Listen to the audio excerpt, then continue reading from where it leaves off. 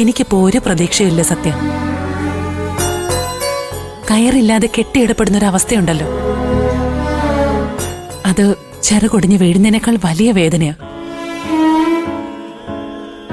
ഞാനും എന്റെ മോനും എന്തിനാ അത് അനുഭവിക്കുന്നത്?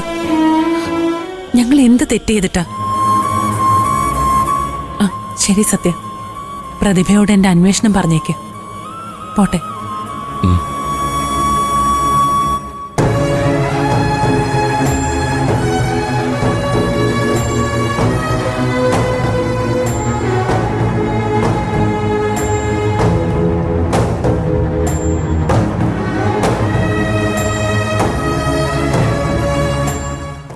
ലച്ചുനും മുടിയൊക്കെ കെട്ടി സുന്ദരിയാവണ്ടേ?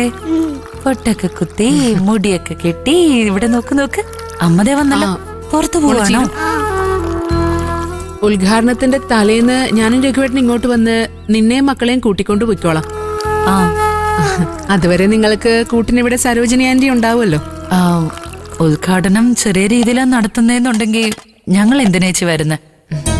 അതിനുശേഷം എപ്പോഴെങ്കിലും അതിലെ വരുമ്പോ കമ്പനി കയറി കാണാലോ. അതല്ല ചീരു, എത്ര ചെറിയ രീതിയിൽ നടത്തിയാലും അമ്മ വിളക്ക് കൊളുത്തുമ്പോ പഞ്ചനത്തിൽ എല്ലാരും അവിടെ ഉണ്ടാവണം.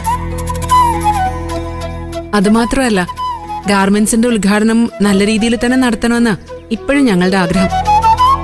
ദാസങ്ങളുടെയും അച്ഛന്റെയും അഭിപ്രായം കൂടി നോക്കിയാവും ഞങ്ങൾ അതിലൊരു തീരുമാനം എടുക്കുക. അല്ല രഘുവേട്ടാ? എന്തായാലും അമ്മാവൻ ഇന്ന് ഏതെങ്കിലും ഒരു ജോൽസിനെ കണ്ടിട്ടേ ഡേറ്റ് ഫിക്സ് ചെയ്യും. അപ്പൊ തന്നെ ഞങ്ങൾ ചീരുവിനെ വിളിച്ച് വിവരങ്ങൾ അറിയിച്ചോളാം. ശരി രഘുവേട്ടാ, എന്നാ പിന്നെ നിങ്ങൾ ഇറങ്ങിക്കോ, വൈകിക്കണ്ട. ലച്ച പോവാണോ? ആന്റി പോയിട്ട് വേഗം അത്യാവശ്യം ഉണ്ടായാലും രാത്രിയിൽ ഇവിടെ ഇങ്ങോട്ടും പോവല്ലേ?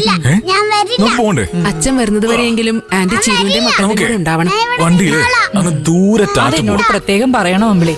മാസം തികയാറായ ചീരുവിനെയും പൊടിക്കുഞ്ഞുങ്ങളെയും തനിച്ചാക്കി ഞാൻ പോവോ? പോവില്ലാന്നറിയാം, എന്നാലും എന്റെ ഒരു ആദി കൊണ്ട് പറഞ്ഞത്. ശരി.